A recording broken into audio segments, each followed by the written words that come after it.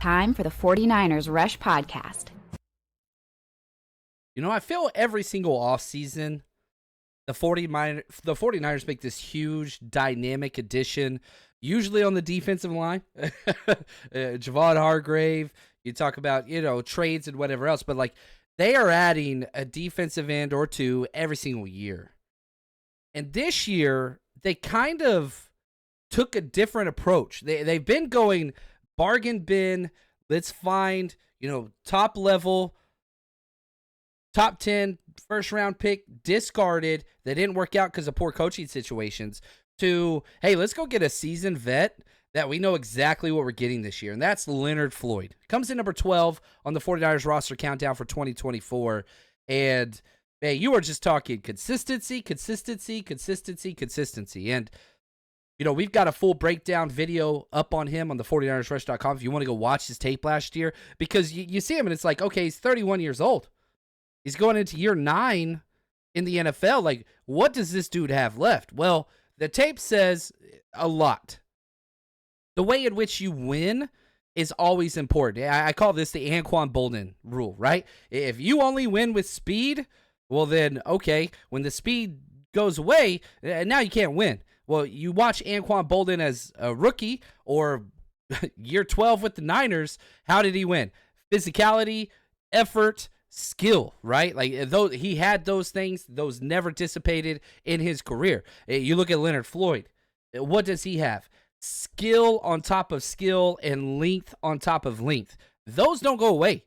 And in fact, let's go to Nicholas John Bosa for his kind of evaluation of Leonard Floyd and what he thought when the 49ers added Leonard Floyd, the 9-year vet, to the 49ers. I think he's super skilled rusher, good length, and he's more athletic than I even realized. And I think guys like him, when they come to our scheme, are the best is brought out of them. So I'm excited to see what potential he has. He's year 9, so I feel like you, as a D lineman, you could keep improving all the way through 10 years in this league. So I'm excited to see what he's got.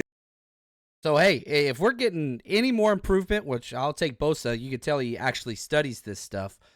But Leonard Cornelius Floyd, goes by Flo, wears jersey number 56, 6'3", 240, 33-inch arms. I mean, he's got long arms. You just look at him and it's like, good Lord. This dude looks like a wide receiver that you like stretch in Microsoft Paint. Like, if you took Debo, it just like made him, 30% larger. That's what you get with Leonard Floyd. 244 pounds, 33-inch arms, ran a 4.6 in the 40. Now, maybe that's dissipated some, but I mean, he is just quick. 39.5-inch vertical, 10-foot broad jump. He's just a physical freak. Top 10 pick. Went 9th overall to the Bears. We'll talk about that in a second.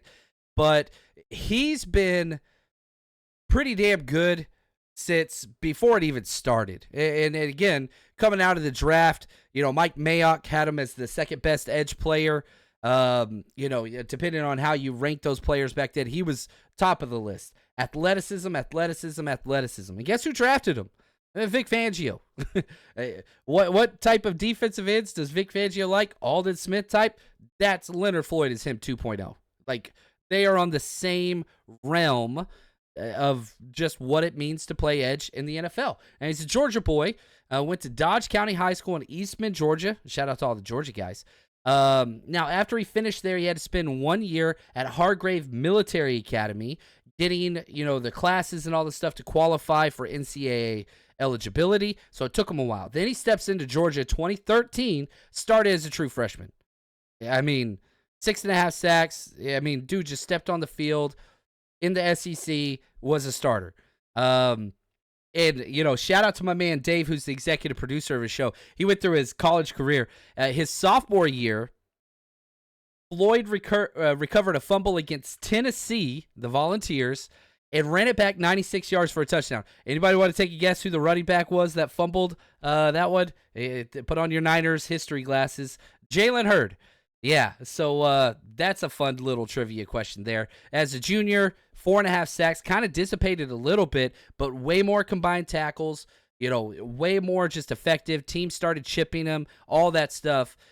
Goes out and gets drafted number 9 overall. It was a shot put thrower, regional champion, had a 14.96 meter throw. That was the best he ever did. And gets drafted 9th overall, right, in the 2016 draft. What's interesting, the Bears had to trade up. They were at 11. They traded with the Bucks. Guess what the Bucks got? Vernon Hargreaves and Eric Murray. Bears, Leonard Floyd. Yeah, I think that's a pretty one-sided trade. You see somebody you want, you go get them. Shows up as a rookie. Guess what? Just like Georgia, starts week 1 in the NFL. Who does that? Under Vic Fangio. And also, not only Vic Fangio, Brandon Staley was there with his time in Chicago as well. Had a pretty good rookie year. His first sack came against Aaron Rodgers, so maybe we can get that one again. And actually, Leonard Floyd is the one responsible for not necessarily hurting him, his Achilles popped, but the hit that took place against Aaron Rodgers that popped his Achilles in week 1 last year. Guess who you're playing week 1 this year? I don't want injuries on Aaron Rodgers. That's not what I'm saying there. But there's a history there. That is there. He also, his rookie year, had 2 sacks against the 49ers, sacking both Blaine Gabbert and Colin Kaepernick. Take that for what you will. Now, his sophomore year didn't go nearly as planned, and this is where it kind of got derailed. Got carted off the field, had a lower leg injury. He ran into teammate Kyle Fuller. Had to go on IR after that. Sprained MCL and PCL. Just wasn't good. It kind of ruined that season, and then struggled whenever he came back 2018. Did get 4 sacks, had a pick 6 his junior year in the NFL, his 3rd year. And then 2019, he gets his 5th-year option picked up, only 3 sacks on the year. The Bears were probably one of the worst teams in the NFL. Just didn't work out. Then Brandon Staley gets the defensive coordinator job with the Rams. Guess the very first big signing they do, Leonard Floyd. They bring him over there.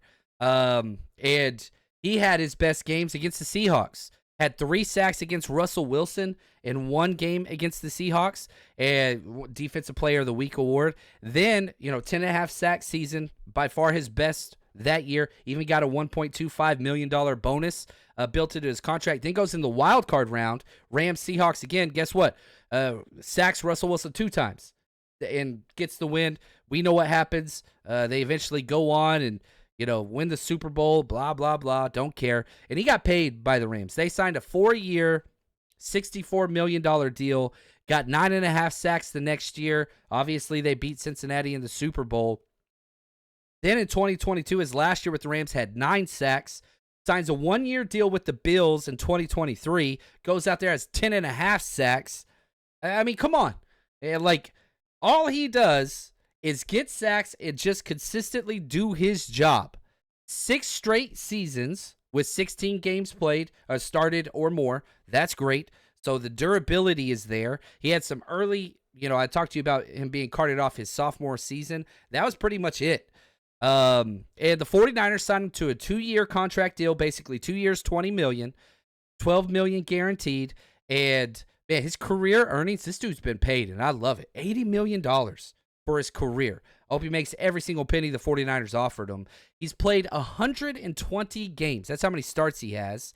And 9 playoff games. Those don't count. In his 9 career playoff games, 5 sacks. Great. 8 quarterback hits, 5 tackles for loss. He produces when it matters. Also, and this one, shout out to Josh Dubb, Josh Dubb, W-A-P. That's hard to say. He put out there that he's had 4 years with at least 9 sacks. There's only 3 players in the NFL that can say that. Leonard Floyd, Myles Garrett, and Hassan Reddick. That's a pretty elite company there. And whenever you compare Leonard Floyd to Hassan Reddick, Floyd is a complete defensive end. Hassan Reddick is just a pass rusher only, kind of like D Ford. Like, he's that type of guy. Leonard Floyd is a 3-down defensive end that can play not every play at this point in his career, but he's a damn good player. So, what are the 49ers getting? You hope you're getting that 9 sacks. If you told me right now 9 sacks is his over-under. John, would you take a 9-sack season from Leonard Floyd? 100%. In today's going rate in the NFL, a sack is equivalent to about $1.5 million. You pay $10 million. So if you get kind of that 7-sack season or more, you're getting value on this contract. You got a little bit of a cheaper deal because he is 31. He's going into his 9th season. But goodness, hey, go get that money. I want to see 10 sacks, him opposite Bosa, Hargrave inside. It's a very good situation he's coming into. Obviously, Brandon Staley's there. He was pounding the table to get him. And my favorite thing, this is complete different from what we put opposite of Bosa pretty much his whole career here. Because a lot of them have been reclamation projects and kind of discarded pieces. Leonard Floyd is not that. Leonard Floyd is a solid defensive end in this league. Is he an all-pro player? Not really. Is he a Pro Bowler? Borderline. He's just a damn good, consistent player that can play on all 3 downs. Savvy, skilled, length, can kind of do it all. Man, go get 9 sacks. Let's get it done. Let's make this D-line what it's supposed to be. And for us, we'll just keep counting them down.